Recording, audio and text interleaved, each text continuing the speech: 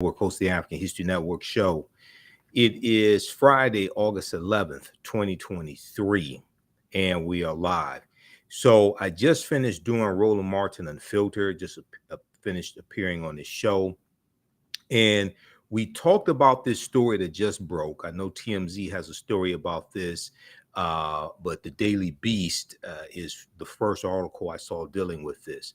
So everybody has been talking about the Montgomery Brawl that took place Saturday, August 5th, 2023 in Montgomery, Alabama.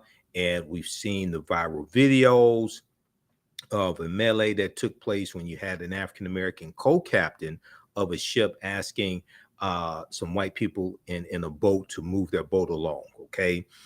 And a huge fight breaks out. You have people who are on one of the ships, African-Americans, come down to assist this African-American co-captain who's being beaten by a group of white people. So we've seen a number of, we've seen a few arrests in this. First, it was 3 white people who were arrested. Then you had a 4th white person who was arrested, 21-year-old Mary Todd. There's an article from thedailybeast.com from August 10th, 2023, picked up by Yahoo News. Cops nab another assailant in Montgomery boat deck brawl. Okay, so Mary Todd is 21 years old and was the one.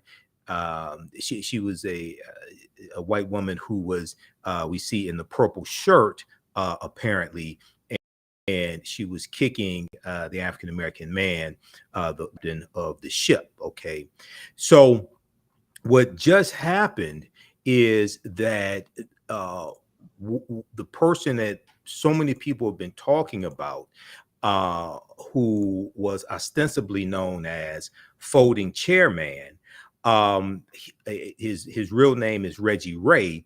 Reggie Ray just turned himself in to the authorities there in Montgomery, Alabama. So thedailybeast.com also has this article picked up by Yahoo News or Yahoo Movies or Yahoo.com. Folding Chairman turns himself in over wild dock brawl. Folding Chairman turns himself in over wild dock brawl. Okay, so this is Reggie Ray.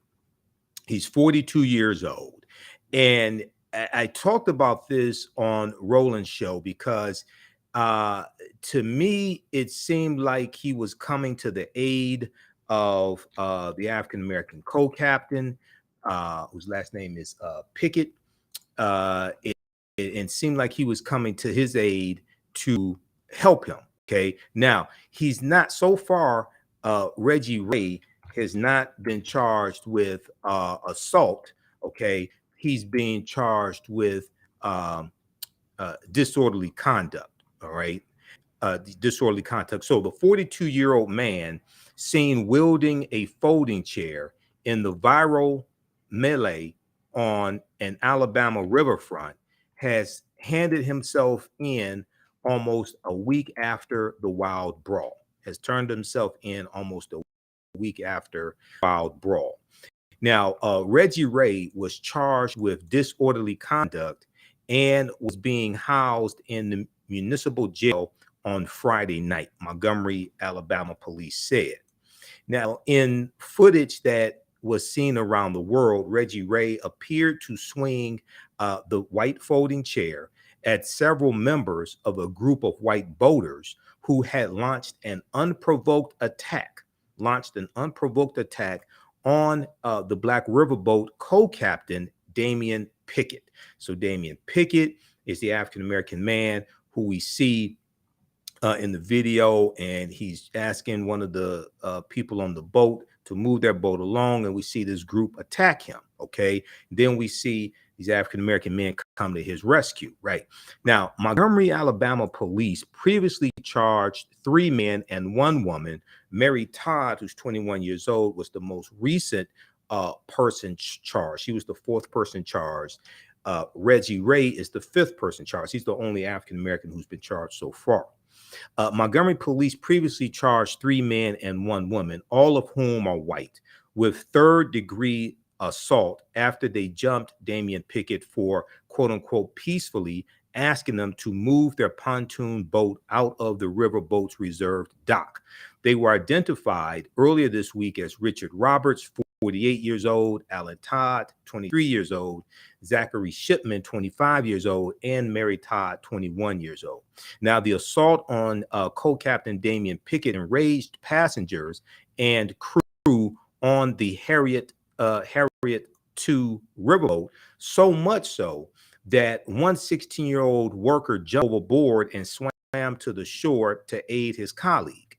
Others spilled off the ferry once it was finally able to dock, quickly turning the tables on Damian Pickett's attackers. Now, Reggie Ray's weapon of choice turned him into an internet sensation, spawned countless folding chair memes, videos, all types of things like this.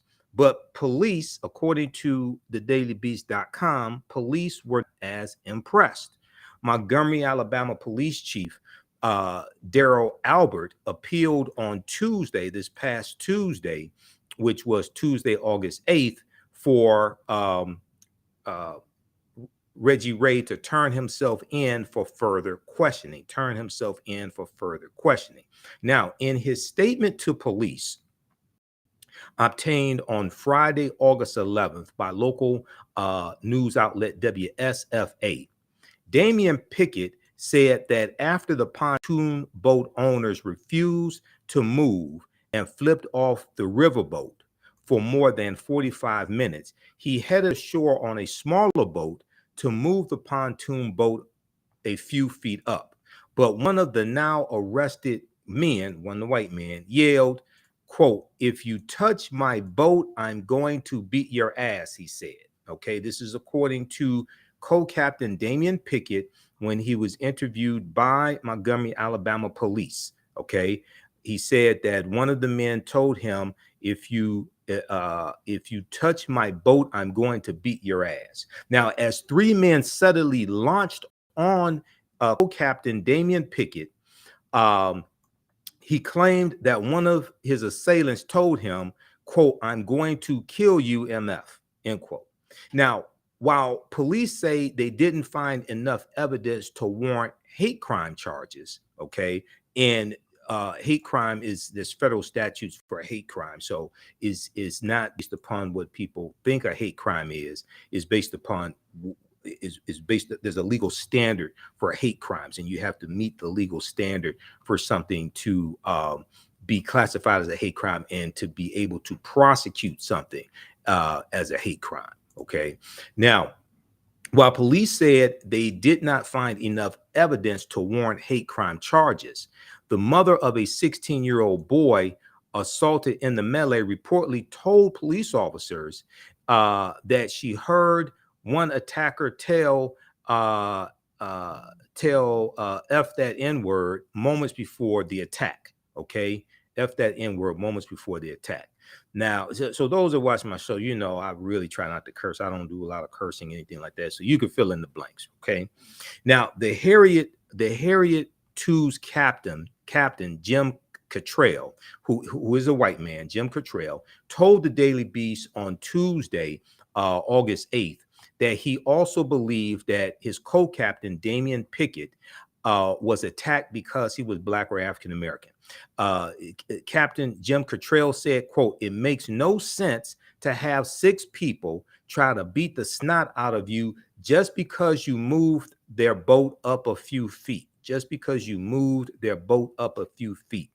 Now, he said, quote, "In my opinion, the attack on Damian was racially motivated," end quote. All right, now you can read more of this at the Daily Beast, and there's been I first found out about it from so those that watch Roll Martin Unfiltered, Kelly Bethea who's an attorney and communication specialist, and we're Facebook friends. We're usually on Roland Martin Unfiltered on Fridays. I saw so many people posting about this story. I saw Kelly posting about this story, so I inboxed her on Facebook. I said, Kelly, what the hell are these people talking about? Okay, and then she sent me the video from Shannon Sharp's Twitter page, or now it's X, but it's still Twitter to me. And so I watched some of it. Now, ABC News has an article. So Lee Merritt, who is a well-known African-American attorney, handles a lot of civil rights issues, civil rights cases, things of this nature, right? Lee Merritt is the attorney for Reggie Ray. Okay, so abcnews.com has this article. Alabama riverboat melee, fifth suspect turns himself in, police say. So if we look at this, all right. Now, also what I want to do, how's everybody doing? Share this broadcast on your social media platforms. Some of you all just saw me on Roland Martin Unfiltered. We discussed this. I read more about Reggie Ray and read more about what just happened. So we're discussing this here. We'll talk about it also Sunday on my show, the African History Network show, here on my social media platforms, 9 p.m. Eastern Standard Time. But I also want to deal with, for a few minutes, something very disrespectful that so many people have been posting on social media, saying stupid things like we are not our ancestors. Okay, I'm going to address that here in just a minute. I did a post on our Facebook fan page, the African History Network, about this, and my personal page, Michael Imhotep. Apparently you've never read this book and have not really studied the history of the civil rights movement. This book right here, this Nonviolent Stuff That Gets You Killed, How Guns Made the Civil Rights Movement Possible, by Professor Charles E. Cobb Jr. We're going to discuss this here in just a minute, because if you say something is ignorant and is stupid, as we are not our ancestors, historically it's inaccurate, but also if you understand African cosmology and you understand that when a child is born, that is a spirit of an ancestor coming back to fulfill a purpose, you're showing how stupid you are on two levels.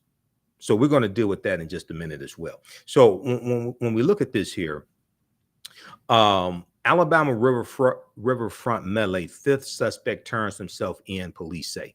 So there's a statement from, and this is from August 11th, 2023. There's a statement from Reggie Ray's attorney, Lee Merritt. Okay, so as I stated, Reggie Ray's 42 years old. He turned himself in to police on Friday and was charged with disorderly conduct, said.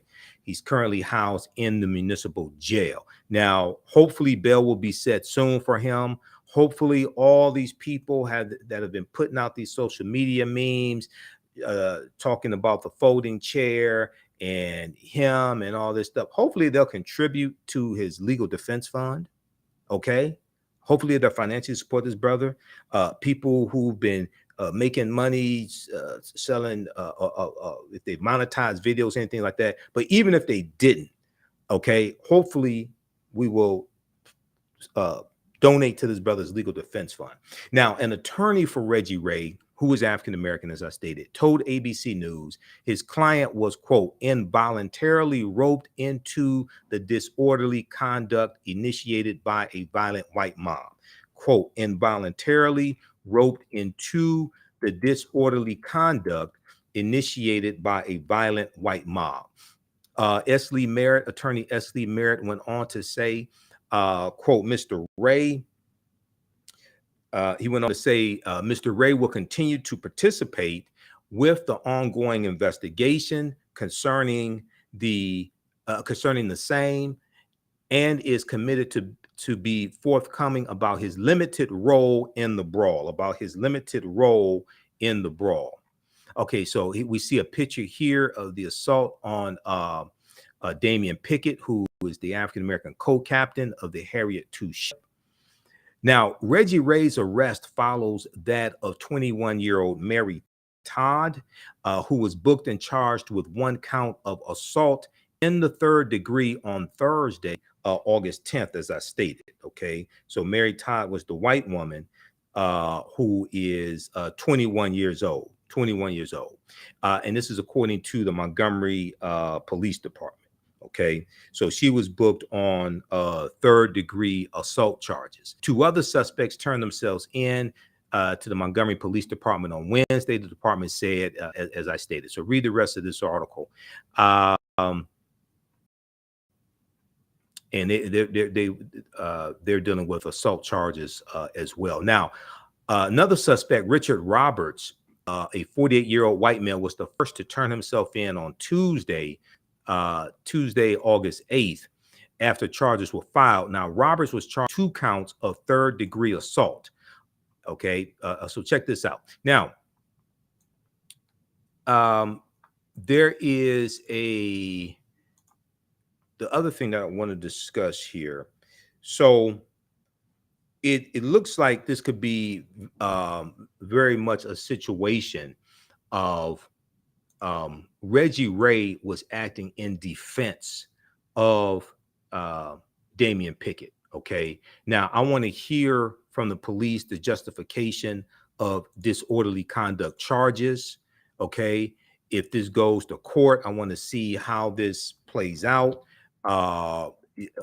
You do have a right to use force when it is in the defense of others. Okay, you do have a right. Now, laws vary from state to state. That is true. Okay, but you do have a right to use force in defense of others, but it has to be force that matches the force that is being used against the person that you are defending. So I want to see how this plays out. Now, many of you all have seen these different posts on social media, and I had to get on be honest with you, I had to get on a couple of people about this. As a historian, things like this infuriate me. They're very disrespectful to our ancestors, and we really don't understand our history. Okay, but I saw posts saying things like, we're not our ancestors, and oftentimes they refer to the modern day civil rights movement.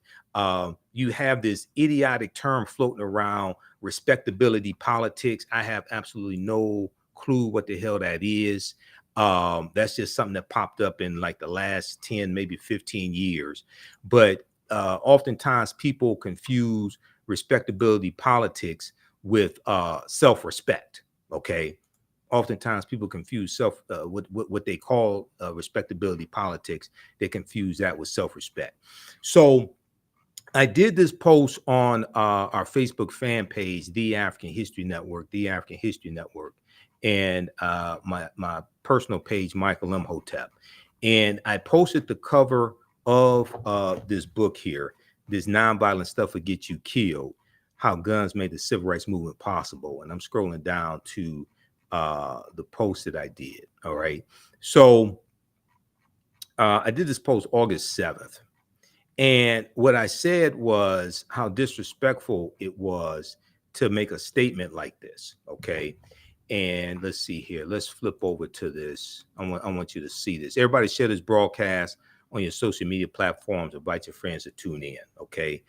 And if you like this type of information, also you can support the African History Network, $ the AHNShow, through Cash App and through PayPal, paypal.me/the AHNShow. And visit our website, theafricanhistorynetwork.com. We have information there, as well as information on my online history classes that I teach on Saturdays and Sundays. We'll give you some information about that as well. All right, now, if we look here at this post that I did, let's go to this here. All right. Here's what I said. I posted the cover of this book. Now, Professor Charles E. Cobb Jr. was a field secretary for SNCC, Student Nonviolent Coordinating Committee, operating for 5 years in rural Mississippi, organizing African Americans to get the right to vote. Okay, organizing African Americans to register to vote and to vote. Okay, and if you know anything about the history of Mississippi, you know this was very, very dangerous work. All right, so what I said was we don't understand our own history. One of my teachers, Professor James Small, and you've seen, some of you all have seen interviews I've done with Professor James Small. I've interviewed him a number of times. Professor James Small told me personally that the civil rights movement was not a nonviolent movement. Okay, he told me personally that the civil rights movement was not a nonviolent movement, and he said that if it had not been for African Americans with guns, there would not have been a civil rights movement, because oftentimes it was African Americans with guns who were protecting the civil rights workers from the white supremacists, from the Ku Klux Klan, from the bigots, because we could not get protection from the local sheriff or from the local police oftentimes. Now, this is even before the Deacons for Defense and Justice were founded around July 1964 in Jonesboro, Louisiana. This is even before the Deacons for Defense and Justice were founded. Okay, I mean, before then you had groups like Robert F. Williams and the Black Guard. Oftentimes it was just African Americans who didn't even have a name. It wasn't even a name for a group. It was just, you know, Negroes with guns. All right, now I went on to say that too many people are commenting on the fight in Alabama and are saying things like, we are not our ancestors. Okay, we are not our ancestors. That's the problem. We have not studied our history to know that we have a deep history of fighting back. We have a deep history of fighting back. Okay, so then I share an excerpt from this book, this Nonviolent Stuff That Gets You Killed. That's an excerpt that's on the back of it. Okay, and it talks about Dr. King. Because what a lot of people don't know about Dr. King, and unfortunately, Dr. King is one of our misunderstood leaders. Dr. King was a revolutionary. Okay, Dr. King was not a punk, contrary to popular belief. Dr. King owned guns until Bayard Rustin convinced him to get rid of his guns. All right, and I encourage people, we need to read Dr. King's books. Dr. King wrote 5 books. Probably his most important book was his last book, Where Do We Go From Here, Chaos or Community? Okay, Where Do We Go From Here, Chaos or Community, which came out in 1967. This was the last book he wrote. He wrote 5 books. His first book, Stride, was called Stride Toward Freedom. It came out in 1958, and it's all about the history of the Montgomery Bus Boycott. All right, now here is an excerpt, and this is at Amazon.com. The book is at Amazon.com. Try your local African-American book dealer first. If you can't get it there, I guess maybe get it at Amazon. But I want to show you an excerpt from this book that talks about Dr. King. Okay. And let me flip over to this here. Here's what this says.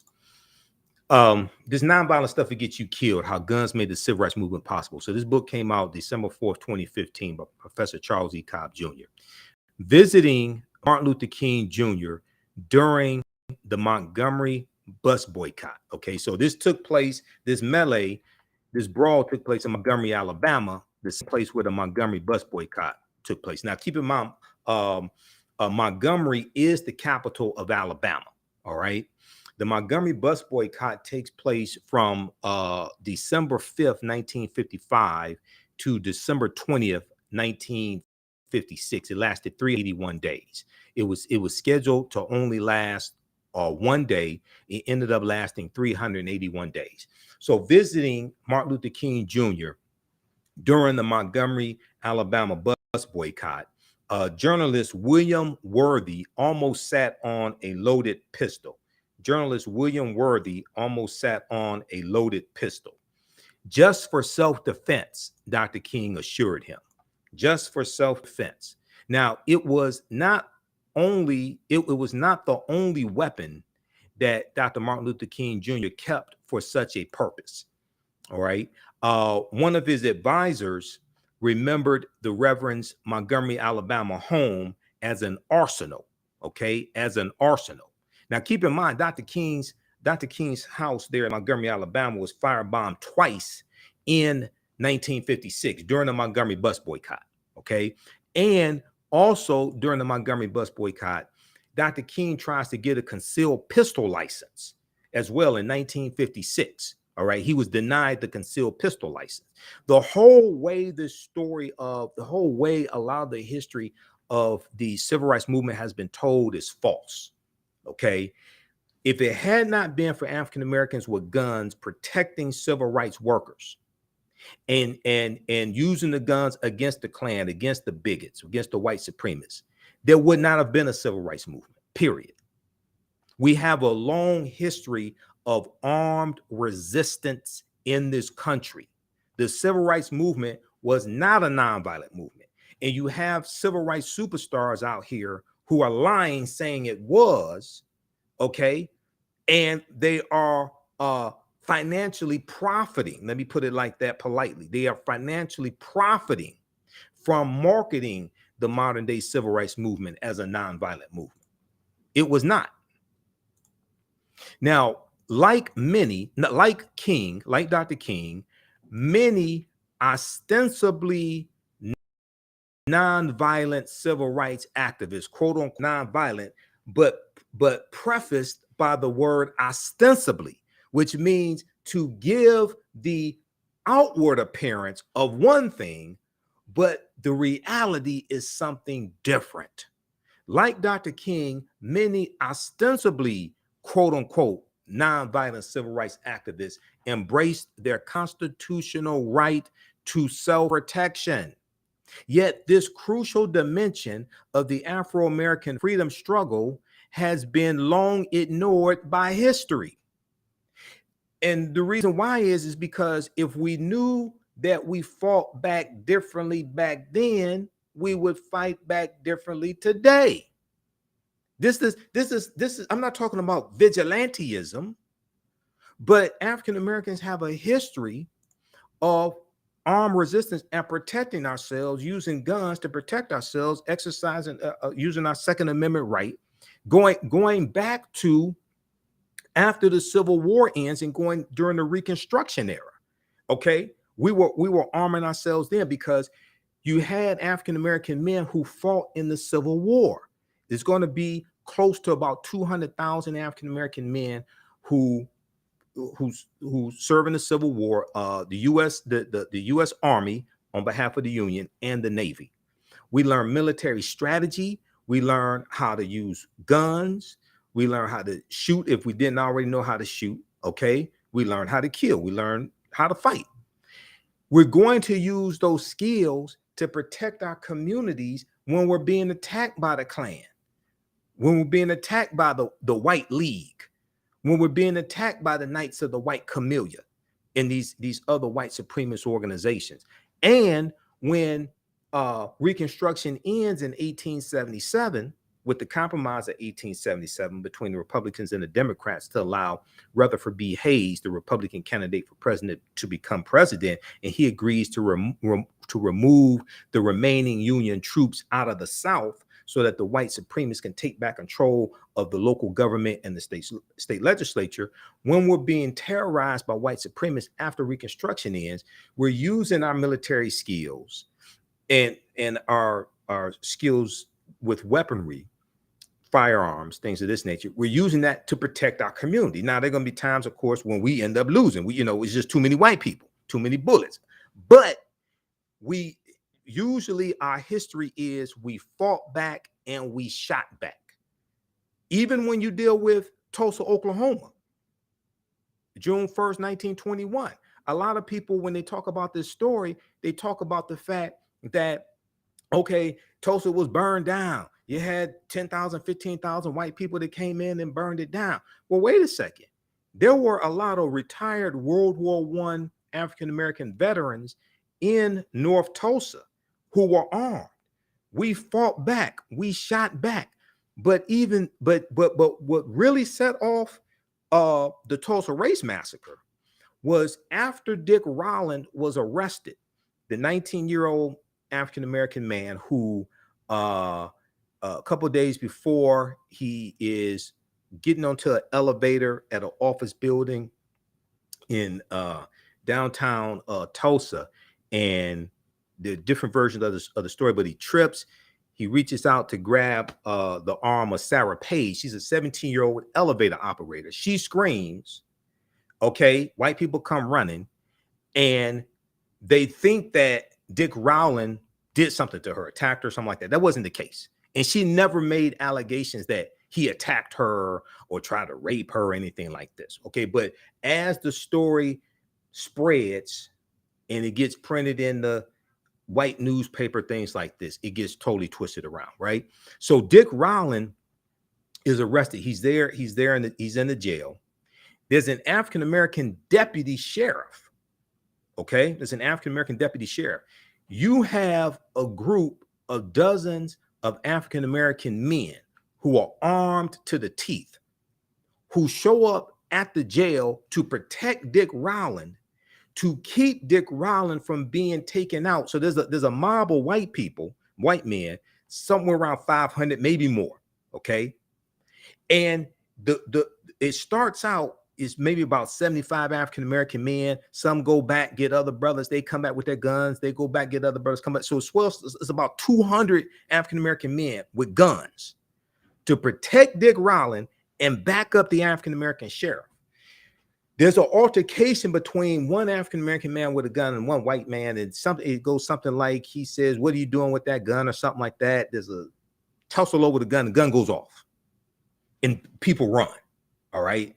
So then it's going to be early that morning, June 1st, 1921, around 6 a.m., something like that. Thousands of white people, they're going to invade North Tulsa, where African Americans live.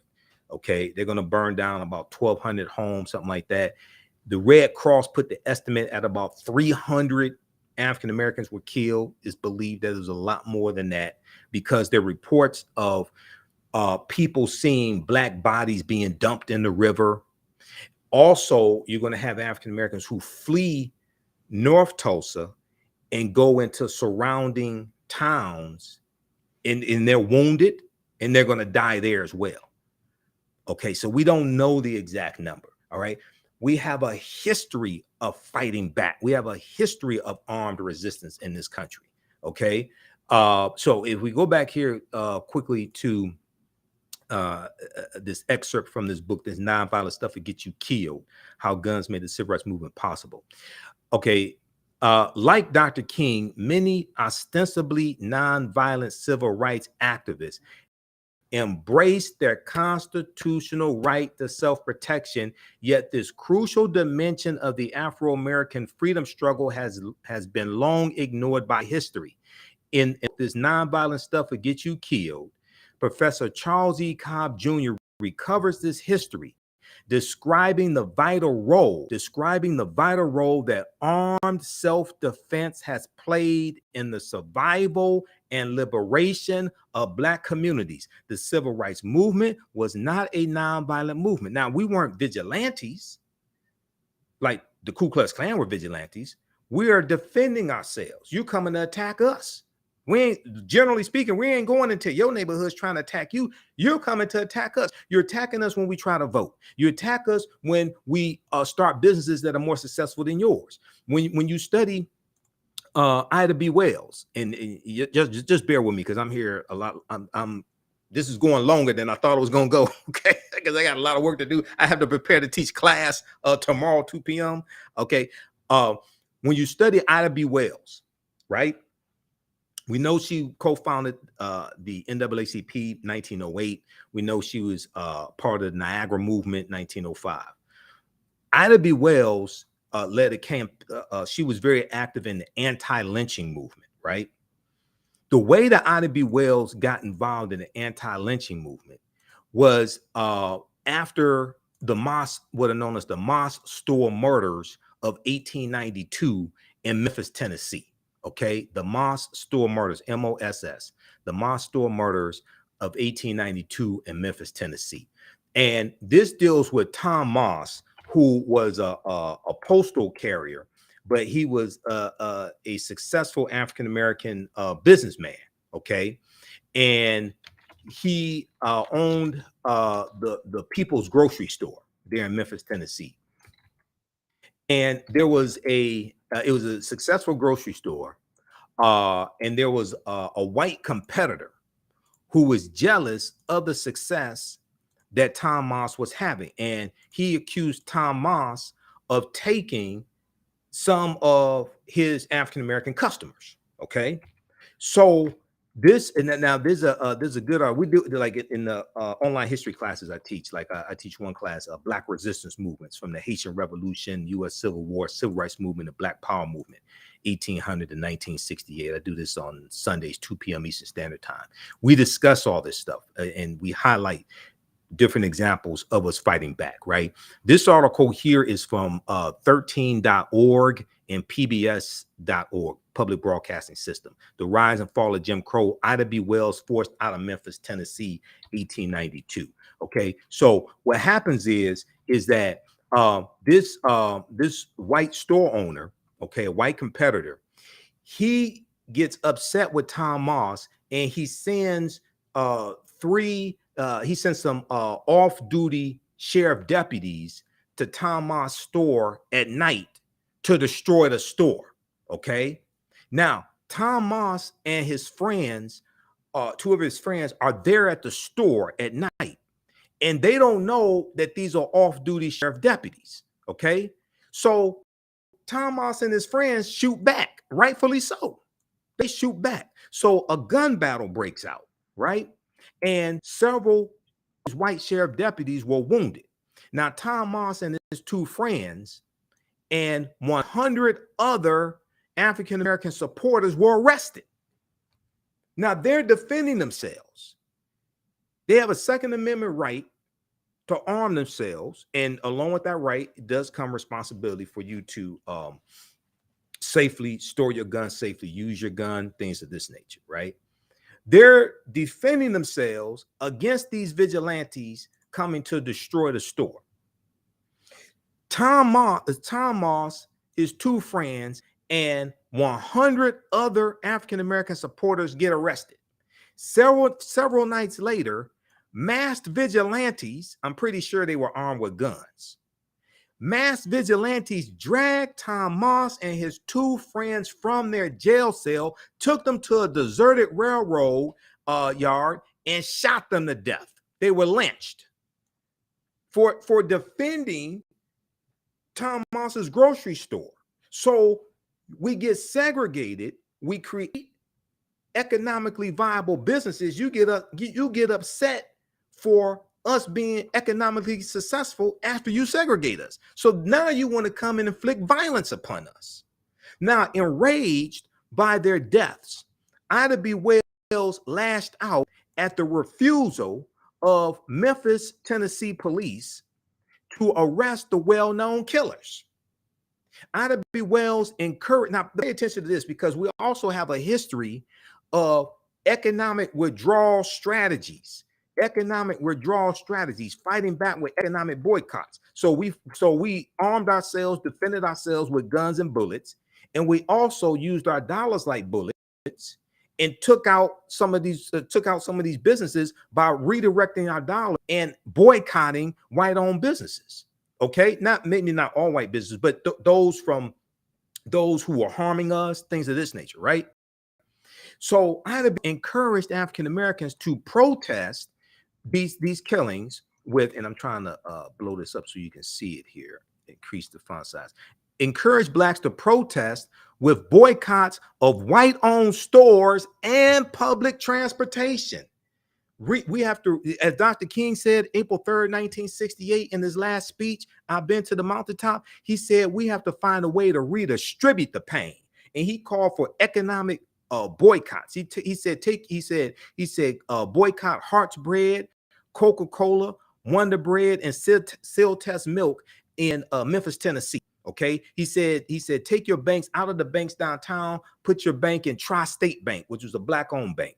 He talked about taking out insurance policies with African-American owned insurance companies. He left an economic blueprint for African-Americans. Okay, but we focus on going to the mountaintop. We focus on the last 2 minutes of the speech, or let me rephrase that. We have been taught by largely white-controlled media to focus on the last 2 or 2.5 minutes of the speech. The speech was 43 minutes. He talks about the fact that African Americans our gross domestic product our gross domestic product as a people in this country would make us the 9th largest economy in the world at that time, the 9th or 10th largest economy in the world at that time. Okay, he left an economic blueprint for us, and he said that we have to always anchor our external direct action with the power of economic withdrawal. This is in the speech I've been to the mountaintop, April 3rd, 1968. Okay, he said we have to always anchor our external direct action with the power of economic withdrawal. So what this means is when you have these mass protests, you got voting rights protests, you got Black Lives Matter protests, whatever it is, police misconduct, well, you have all these protests. You also have to have targeted, sustained economic withdrawal strategies to target your adversary, to weaken them, so you can leverage your economics to enforce your political agenda. When was the last time you saw one of these civil rights organizations have economic withdrawal strategies? I'm not saying a travel advisory to Florida or South Carolina, because when they even give an explanation, they'll tell you, we're not saying don't go to Florida. We're saying be careful if you do. When was the last time any of these civil rights organizations or Black Lives Matter organizations, whatever, have called for and had a well thought out plan, organized economic withdrawal strategy targeting white corporations? All right, now the lynchings were a turning point in Ida B. Wells' life. She began to investigate and reveal the real motive or real motivations that lay behind lynching. Like many middle-class African Americans, Ida B. Wells had accepted the myth that only poor African Americans were lynched for heinous crimes. Ida B. Wells was now shocked into recognizing that even innocent middle-class African Americans could be targets of lynchings.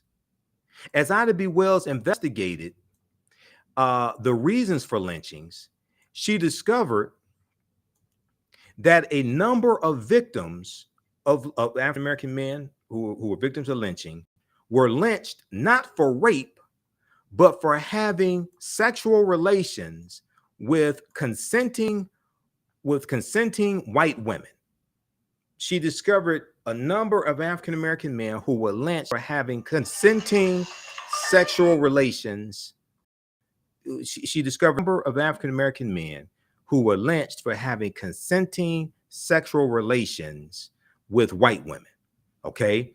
Now, quote, nobody in this section of the community, now she wrote this in her newspaper, nobody in this section of the community believes that old threadbare lie that Negro men rape white women. If Southern men are not careful, a conclusion might be reached which will be very damaging to the moral reputation of their women, end quote. So they're going to trash. So this gets printed in the newspaper. Now, she wrote under a pseudonym, so they didn't know it was her. They knew the newspaper is coming from, but they didn't know it was a black woman writing this. So they trash her newspaper office. She's out of town when this happens. She's going to end up having to leave Memphis, Tennessee, because she's in death threats. All right. And Ida B. Wells also said that she talked about the Winchester rifle. She said every African-American home need to have a Winchester rifle in it also to fight back against these white supremacists trying to kill us. Okay, so check out this article. It deals with the rise and fall of Jim Crow. This is at 13.org, but it's from PBS.org, Public Broadcasting System. Ida B. Wells forced out of Memphis, 1892. Okay, so we have a long history of armed resistance. We have a long history of fighting back. And I remember I was speaking at the Charles H. Wright Museum of African American History here in Detroit. Now, my Dr. King, see, I don't get asked to speak a lot for Dr. King Day, because I don't do these okie doke Negro we shall overcome, not to disrespect we shall overcome, but I don't do Dr. King's speeches to make white people feel comfortable with the oppression of African Americans. Okay. Now at the same time, I don't do speeches trying to make white people feel guilty either. I deal with history. I deal with real history. Okay. And I deal with the revolutionary Dr. King. All right. So I remember I was speaking at the Charles H. Wright Museum of African American History here in Detroit. And this had to be about 2015, I think it was. And I was speaking on Dr. King Day. I only got invited to speak one time for Dr. King Day because, so they had majority African Americans at that time. Gentrification wasn't as deep as it is now in Detroit. But you have a few white people, but you have children there as well. So I'm doing a PowerPoint presentation. I deal with facts and evidence. I could back up what I say. Proper documentation ends all conversation. And I started talking about, so we're dealing with Dr. King, but also the civil rights movement. When we talk about Dr. King, we can't deal with him just as an individual. We have to deal with him within the movement that he is operating within. Okay. So I talk about the Deacons for Defense and Justice, right? And I show the cover of the book, the Deacons for Defense and Justice. And I said, are you trying to tell me that the Deacons for Defense and Justice are not part of the civil rights movement? I said, oftentimes they were used by different civil rights groups to protect civil rights workers, like CORE, Congress of Racial Equality, but sometimes they did protection for Dr. King. And I talked about the book, This Nonviolent Stuff Will Get You Killed. Okay, I said the civil rights movement was not a nonviolent movement. I said, I'll debate anybody you have on this. I don't care how many degrees they have. Okay, they never asked me to speak again for Dr. King Day celebration at the Charles H. Wright Museum of African American History. I don't know if that has something to do with it, but I can prove what I'm saying. Okay, I'm a historian. I've been studying 31 years. I can prove what I'm saying. Proper documentation ends all conversation, but they never asked me to speak again at the King Day celebration. So, all right, now, okay, so drawing on his experiences in the civil rights movement and giving voice to its participants, Professor Charles E. Cobb Jr. lays bare the paradoxical relationship between the nonviolent civil rights struggle and the long history and importance of African Americans taking up arms to defend themselves against white supremacist violence. That is our history. Okay, our history is not turn the other cheek. No, and even when you get deep into Dr. King's writings, debate was over, should you bring guns? Should you have armed resistance at like planned civil rights rallies, at planned civil rights marches? Okay. Now, here's the thing. Now, oftentimes you'd have African Americans with guns who are in the car. So let me put it to you like this. I first found out about Professor Charles E. Cobb Jr. On News One Now with Roland Martin. This is probably about 2015. And Roland had, he interviewed Professor Charles E. Cobb Jr. on News One Now with Roland Martin. And then he had him on his radio show. So Roland's radio show used to be 10 a.m. to 1 p.m. because I used to guest host his nationally syndicated radio show numerous times. If you listen to him when he was on WVON out of Chicago or WAOK or something, you heard me, okay? Because I used to guest host his nationally syndicated radio show numerous times. This was when he was on the Empowerment Radio Network, because my show was on the Empowerment Radio Network as well. Dave Anderson was the founder of the Empowerment Radio Network out of Atlanta. So my show was on later in the day. We had at one point we had Warren Ballantyne. We had Bev Smith, who used to be on BET.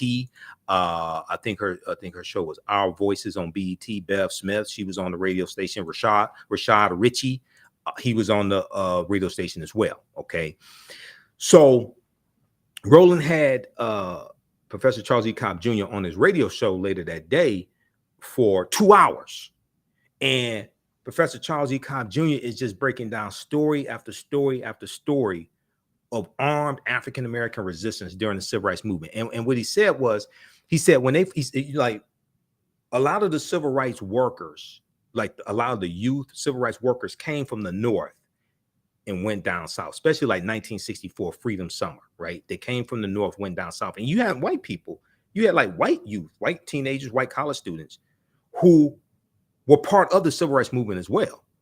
And you know, when you watch Eyes on the Prize, they tell you a lot of times, like when the white supremacists would attack, those white people, you know, they would stick out in the crowd, and they oftentimes would get the brunt of the attack because they would call N-word lovers, things like this, right? But he said, Professor Charles E. Cobb Jr. said, when they first got down there, he said, the black people down in Mississippi said, we know you're nonviolent, but we're not. And we're not going to let these white people kill you. And he said that whenever they stayed at somebody's home, there was always a gun in the home. There was a shotgun over the fireplace. There was a gun on the nightstand, because growing up in the South, okay, and prior to the Great Migration, which starts in 1915, about 90% of African Americans lived in the South. As recently, if you go back to 1910, 90% of African Americans lived in the South. That's as a result of the as a legacy of slavery. Okay, even today, it's about, I think it's about 55% of African Americans live in the South, right? So you grow up in a gun culture. You may grow up on a farm. Your family may own a farm. You have to have firearms on the farm to protect your livestock, to protect your property. You may live 2, 3, 4, 5 miles away from the sheriff's office or police station or something like that. So you have to be able to protect yourself. Then also you're going hunting. So you may learn, as when you're a teenager, your grandfather teaches you how to hunt, your father teaches you how to hunt. So it's a different culture. You grew up in a gun culture, right? So this is our history here. And we go through, if we go through and look at what happened after World War I ends, when World War I ends in 1918, in the next year is 1919, and you have what's known as the Red Summer. And there's about 25 major race riots all across the country. Okay, how many people are familiar with the Red Summer? All right, so I deal with this. I deal with this in my Sunday class, dealing with Black resistance movements. But there's a good article from History.com, which is the official website of the History Channel. And this deals with the history of how African American World War I veterans used their military skills to fight back against white supremacist mobs that were attacking the African American community during the Red Summer 1919. Red Summer 1919, how Black World War I vets fought back against racist mobs. All right. So we're using our military strategy that we learned in World War I. We're using, and we brought back guns from World War I also. We're using military strategy. We're using those skills to fight back and shoot back against white supremacists. Okay.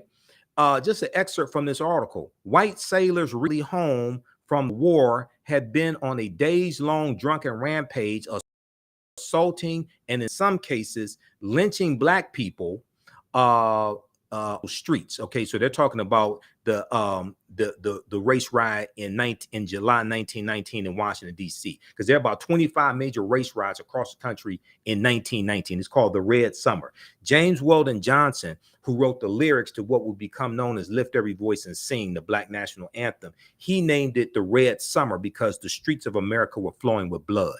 Okay, now this article goes on to say the relentless onslaught proved contagious, escalating in dozens of cities across the U.S. in what would become known as the Red Summer. The racist attacks in 1919 were widespread and often indiscriminate, but in many places they were initiated by white servicemen and centered upon the 380,000 African-American World War I veterans who had just returned from the war. Quote, because of their military service, Black veterans were seen as a particular threat to Jim Crow and racial subordination, end quote, notes a report by the Equal Justice Initiative. Because some of them had been overseas, they saw how African Americans were treated in France. But the other thing was, they came back home with a new sense of pride. They were called the New Negro, okay? This is at the same time that you have Marcus Garvey building chapters, setting up chapters of the Universal Negro Improvement Association, which starts in 1914 in Jamaica. Then he comes to the U.S. in 1916. He wants to link up with Booker T. Washington, but Booker T. Washington died the previous year in 1915. So you have Marcus Garvey setting up chapters of the UNIA. You have the Association for the Study of Negro Life and History, Dr. Carter G. Woodson. He co-founds the Association for the Study of Negro Life and History, September 9th, 1915 in Chicago. So you have this taking place. And these African-American men who served in World War I, they said, we served this country, we fought for this country, we shed blood, some of us died for this country. They said, we want all of our rights now. We want all of our rights now. Okay. They said, we're not going to deal with this segregation, this Jim Crow anymore. They came back ready to destroy white supremacy and racism. Okay. We want first class citizenship now, not just for the veterans who fought, but for all African Americans. We want first class citizenship now. Okay. All right. Now, let's go back to this. How's everybody doing? Give us a thumbs up, give us a heart, give us a like on this broadcast. I'm Michael Imhotep, founder of the African History Network, host of the African History Network show. Hopefully you're learning a lot from this information in this broadcast. I'm gonna wrap up in a few minutes because I have a lot of work to do. Visit our website, theafricanhistorynetwork.com, theafricanhistorynetwork.com. If you like this type of information, please register for my 12-week online history classes that I teach on Saturdays and Sundays. On Saturdays, 2 p.m. Eastern Standard Time. If you go to our website and scroll down, you see information about our radio show. On Sundays, 9 p.m. Eastern Standard Time. But on Saturdays, I teach ancient Kemet, one of the original names for Egypt, the Moors, and the Ma'afa, understanding the transatlantic slave trade, what they didn't teach you in school. This is a 12-week online course that I teach. We deal with thousands of years of history, what leads up to the transatlantic slave trade taking place. I do a PowerPoint presentation. We have book references, articles, video clips. We show you the book references on the screen so you don't have to buy the books. You can buy the books if you want to. I encourage you to buy the books, but you don't have to follow along in class, okay? And we do the sessions live. All the sessions are archived and recorded, so you can go back and watch it anytime. As soon as you register, we have sessions of the class that you can watch on demand, and you can join us in class live Saturday, 2 p.m. Eastern Standard Time, okay, for our next class. And then Sundays, I teach Black resistance movements from the Haitian Revolution, U.S. Civil War, Civil Rights Movement, and Black Power Movement, 1800 to 1968. The first class is on sale $80. This one was on sale $40. As soon as you register, we have a number of class sessions you can watch. Our next class is Sunday, August 20th. So you can get caught up, join us in class live Sunday, August 20th, okay?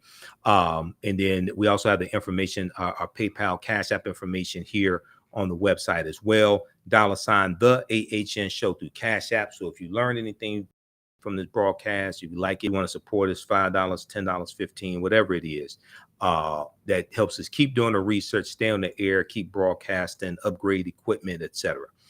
And you can support through Cash App, PayPal. I created this graphic here because some people set up fake African History Network Cash App accounts that have been stealing money from us. I'm still trying to get them shut down. I've launched an investigation with Cash App. This is our Cash App account, $ the AHN show, HOW. When you go to it, say Michael. These and some other ones are fake African History Network Cash App accounts, okay? And then also our PayPal information here as well, $ the AHN show through PayPal. My digital downloads and DVD lectures are available. We have a bundle pack, 15 lecture bundle pack of my lectures in DVD or digital download format. So check that out here also. All right, now, I'm going to go back to this here quickly, then we'll get out of here.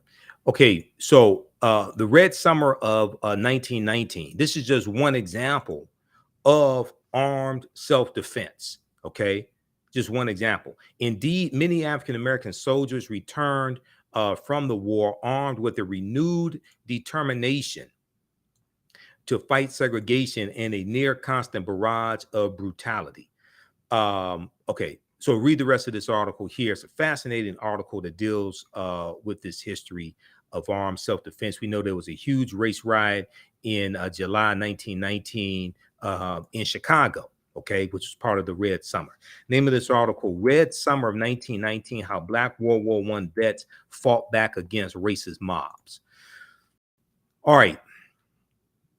So look, that's going to, I think I covered everything I wanted to cover here, and we'll deal with this some more on Sunday.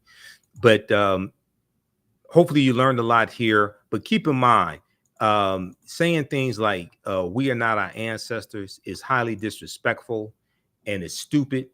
I don't know where people got that nonsense from, but when you, number one, we have a history of fighting back through armed resistance, number one. Number two,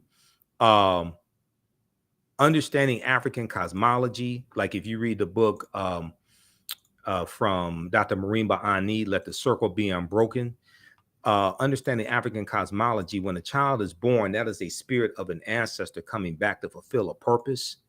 So we are our ancestors, okay? And we need to stop disrespecting them, saying stupid things, thinking that our ancestors did not fight back. Even during slavery, we fought back every step of the way. Even on the continent of Africa, we fought back against the transatlantic slave trade. We fought back against colonial powers, okay? So we have to understand our history. We have to study our history. What you do for yourself, what you do to yourself, and what you allow other people to do to you and get away with is based upon what you think about yourself. What you think about yourself is based upon what you have been taught about yourself. What you've been taught about yourself is based upon everything you've read, heard, and seen about yourself. So when you control the radius of a man or woman's thoughts, you can control the circumference of his or her actions, because the mind can't teach what it doesn't know. All right. So hopefully you learned a lot today. Follow us on our Facebook fan page, The African History Network, The African History Network. Our YouTube channel, Michael Imhotep, Imhotep. Turn on live notifications so you know when we go live. Register for the online history classes that I teach. You can use this information with your children as well. This information, I would say, is PG-13. It's not overly graphic. I don't do a lot of cursing or anything like that. Okay, so it's not crazy. It's very well documented. There's 80 to 100 articles that we reference, 7 or 8 books. I put together the PowerPoint presentation. I put together the curriculum for both classes as well. So it's very well documented. All right, look, we have to get out of here. Remember, at the African History Network, we focus on educating, empowering, and inspiring people of African descent throughout the diaspora and around the world. Because right now it's correct wrong behavior. It's not over till we win. Wakanda forever. Hope you learned a lot today. Give us a thumbs up. Give us a heart. Give us a like on this broadcast.